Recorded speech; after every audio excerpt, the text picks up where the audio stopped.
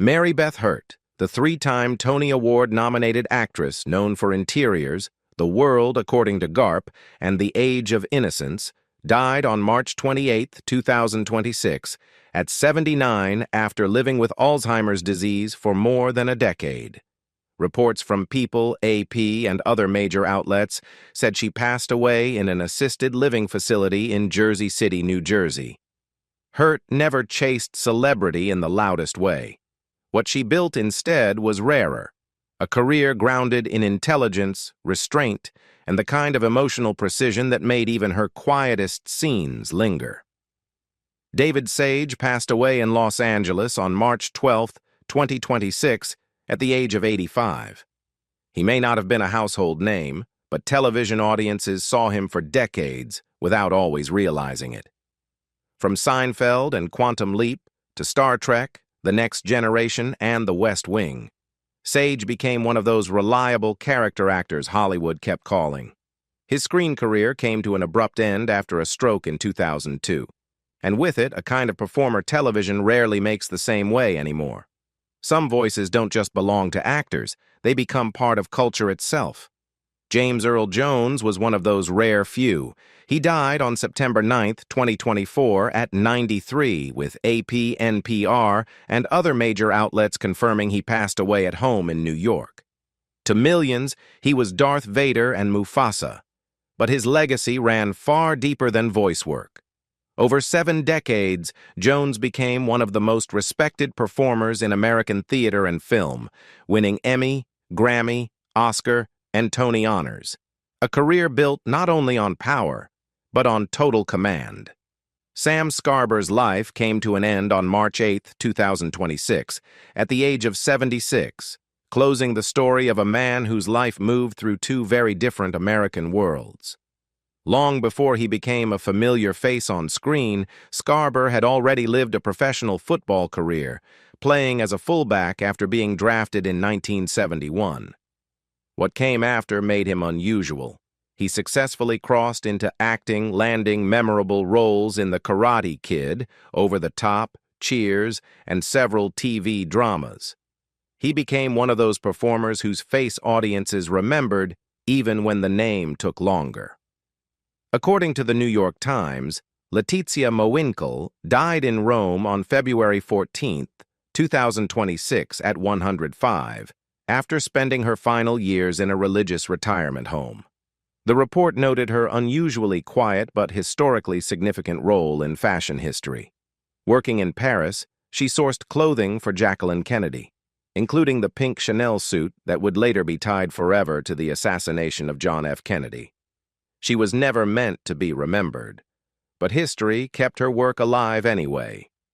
Lyle Conway, the puppeteer and designer best known for bringing Audrey II to life in Little Shop of Horrors, died on March 4, 2026. His passing was shared through industry tributes and confirmed by multiple sources, including fan and archival sites documenting his work.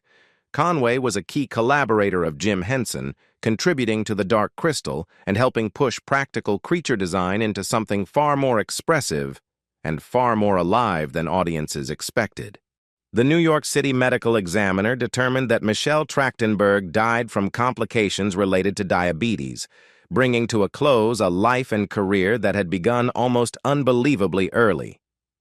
She was discovered in New York on February 26, 2025, and was 39 years old.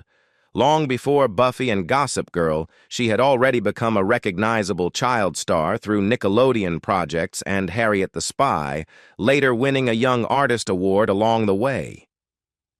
What makes her story sting is not only the loss, it is how much of her screen life people grew up alongside.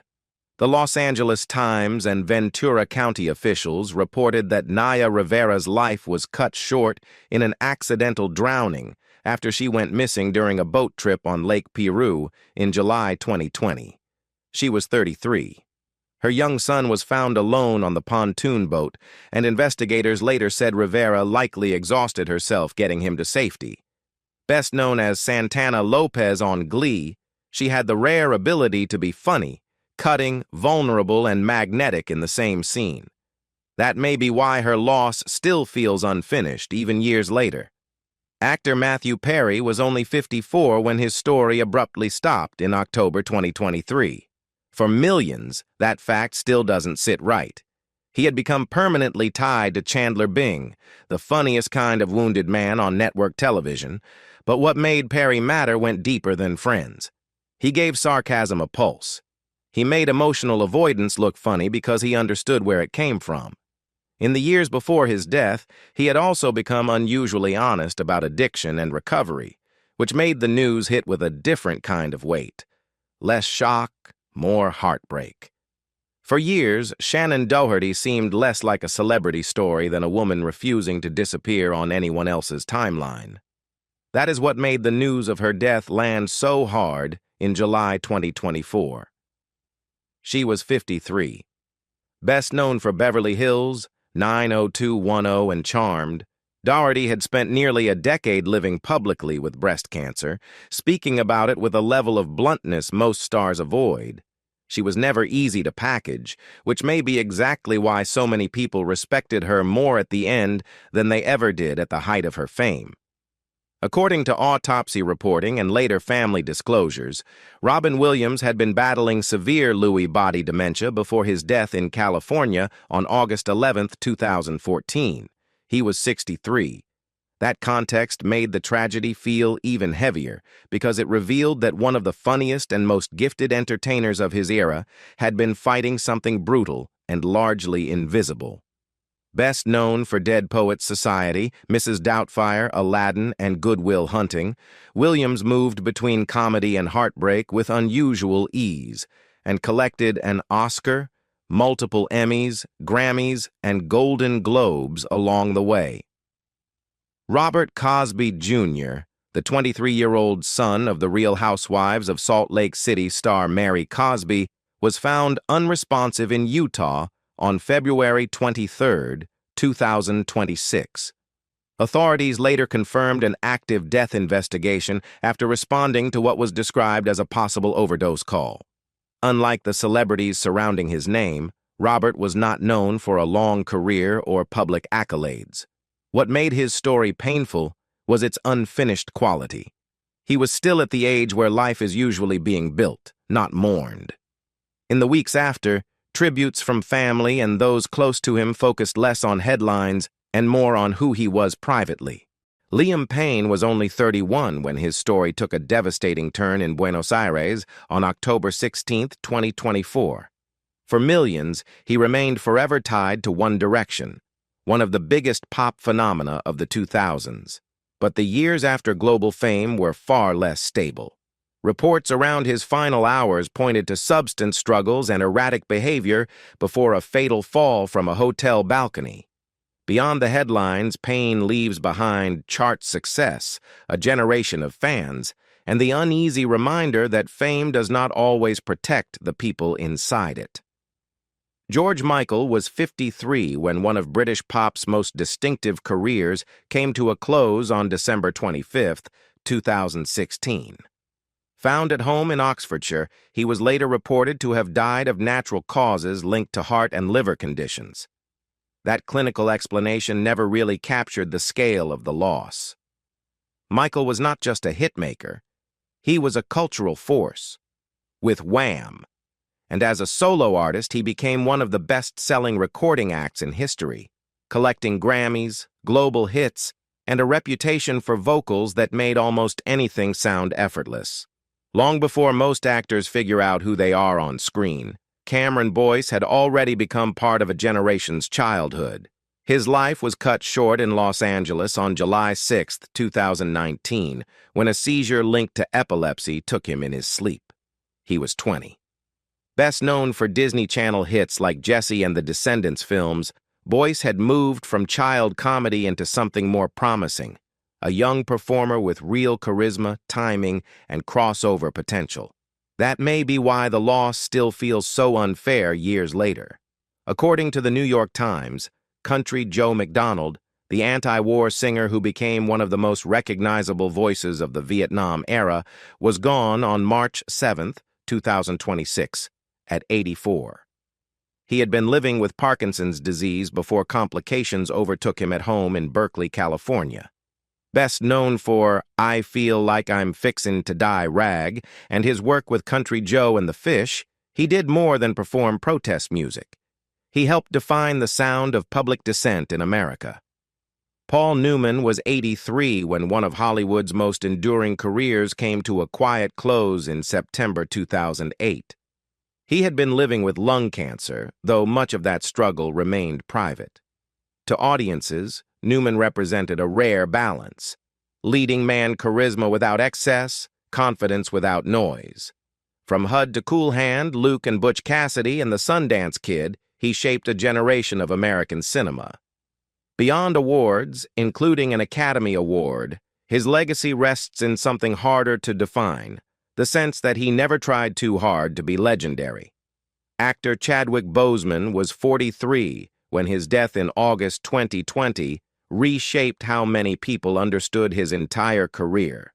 Diagnosed years earlier with colon cancer, he continued working through treatment without making it public. To audiences, he was T'Challa in Black Panther, a role that went far beyond entertainment and became cultural representation on a global scale. At the same time, he was delivering performances in films like Ma Rainey's Black Bottom and Da 5 Bloods. By the time the truth emerged, his work felt heavier and far more extraordinary. After so many stories that ended in silence, Tiger Woods feels different. Not because his life was spared from collapse, but because somehow, against all odds, it never fully stopped. Tiger Woods is 50 now, which is strange to say out loud if you remember how he first entered public life. Not as a normal child, but as a phenomenon people were already trying to explain before he was even old enough to drive. Long before the money, the scandals, the surgeries, and the wreckage, there was simply a boy in California with a golf club in his hands almost as soon as he could walk. His father, Earl Woods, recognized something frighteningly rare very early and pushed it with military discipline. By the time Tiger reached national television as a child prodigy, the mythology had already begun. His greatest breakthrough arrived with the 1997 Masters, where he didn't merely win, he shattered the image of what golf had looked like for generations. That victory made him a global force. What followed was a career most athletes never come remotely close to touching. 15 major championships, 82 PGA Tour wins, and a stretch of dominance so complete it made second place feel irrelevant. And if golf has a defining image from the modern era, Tiger Woods has more than one: the red shirt on Sunday, the impossible fist pump, the controlled violence of his swing at his peak. He was not just a champion. For a long time, he was the sport's central symbol, the rare athlete who became bigger than the game itself. But the version of Tiger Woods most people remember, dominant, controlled, almost untouchable, didn't disappear all at once. It broke down, piece by piece. What followed was not a single collapse, but a slow erosion that kept finding new ways to restart itself. Injuries came first, then surgeries, then more injuries layered on top of old damage that never fully healed. By the time the 2021 car crash happened in California, the question was no longer about performance. It was survival. Woods later said he felt lucky to still be alive, and even luckier to still have his leg. A statement that didn't sound like a sports update, but something far closer to recovery from trauma. And yet, even after that moment, the cycle didn't stop. In 2025, a ruptured Achilles tendon forced another surgery. Months later, he underwent a lumbar disc replacement for a collapsed spine segment, his 7th back procedure. By early 2026, another car incident in Florida reinforced what had already become clear. This was no longer about a comeback in the traditional sense. His body, now 50, was no longer negotiating. It was setting limits. Globally, cases like this are not rare among elite athletes whose careers extend beyond physical sustainability. Repeated trauma, spinal degeneration, and tendon rupture are part of a pattern where recovery becomes slower, and each intervention carries diminishing returns. Survival is no longer the same as restoration, and perhaps that is the hardest shift in Tiger Woods' story. Not the scandals, not even the injuries, but the realization that at some point the fight changes direction, from chasing greatness to simply holding on to what remains. And after a life defined by impact and injury, Michael McDonald enters this story from the opposite direction, not as a man broken by the spotlight, but as one whose voice somehow outlasted it. Michael McDonald is 74 now, and for a certain generation, that voice still arrives before the name does. Long before he became one of the most recognizable sounds in American soft rock, he was just a kid in St. Louis, Missouri, absorbing rhythm and blues, soul harmonies, and the kind of records that stayed in your bloodstream longer than they stayed on the radio. His early years were not glamorous. He played in local bands, worked club circuits, and spent years sounding unmistakable before the industry knew what to do with him. After working with Steely Dan as a touring and session vocalist, McDonald stepped into the Doobie Brothers at exactly the moment the band needed reinvention. And he didn't just fit. He transformed the sound. The breakthrough became unmistakable with Taking It to the Streets. But his defining signature arrived with What a Fool Believes, the 1979 hit he co-wrote with Kenny Loggins. That song did not just become popular, it became the song people hear in their heads the second they hear his name. And that is probably the clearest way to understand Michael McDonald's place in music. But the voice that sounded so steady for decades did not come from a life without struggle. It came from learning how to survive one. Michael McDonald has spoken openly in later life interviews about how sobriety changed not just his personal life, but the way he understood music and himself. In a 2024 interview carried by WUSF, he reflected on what he had learned in sobriety, suggesting that the turning point was not cosmetic. It reshaped the man behind the voice. That matters because alcohol dependence is not simply a bad habit that disappears with time. The World Health Organization and the National Institute on Alcohol Abuse and Alcoholism describe alcohol use disorder as a major global health condition tied to millions of deaths worldwide and long-term changes in the brain, with relapse risk remaining real even after years of recovery. More recently, the threat looked different. In September 2021, McDonald publicly confirmed he had tested positive for COVID-19 and had to cancel a scheduled performance. Not a career-defining crisis, but a reminder that age changes the stakes even for artists who seem built to last. And that may be the quiet truth of Michael McDonald's story. Not that he avoided collapse, but that he changed course early enough to outlive it, and kept singing with the kind of voice time still hasn't managed to erase. Michael McDonald may never have had the loudest tragedy in this video, but in some ways, that is exactly what makes his survival one of the most remarkable stories here.